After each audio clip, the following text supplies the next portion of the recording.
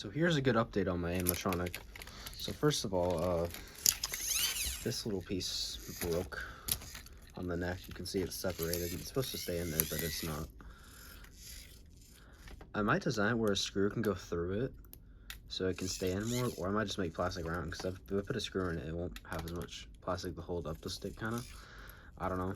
I would definitely have to redesign it. It's kind of an old piece anyway. So then Earl is so heavy that it literally, the entire endoskeleton can't hold it up. Like, these servos will overheat and give out. It literally snapped this little hinged piece. You can see all the little plastic bits grinding out. So you have to use a servo horn on it and redesign it around that. It's actual metal. And then I'll move these two. I'll move this one right here, move this servo right here and replace with this mini one. Then get this one and replace with this mini one, and then put these two mini ones for the feet.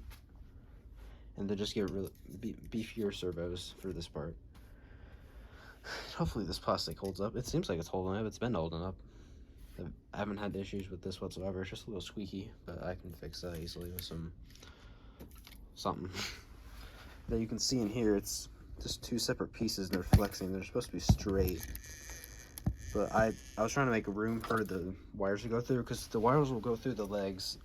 And then this will be lifted up a little bit once I make the entire base and have like an opening below it where the wires can come out. So it'll be a little cleaner once I get the cosmetics on and everything. And then I just need to make it thicker on the inside, because I think I have enough room so it can actually hold up. Then yeah, that's really it for now.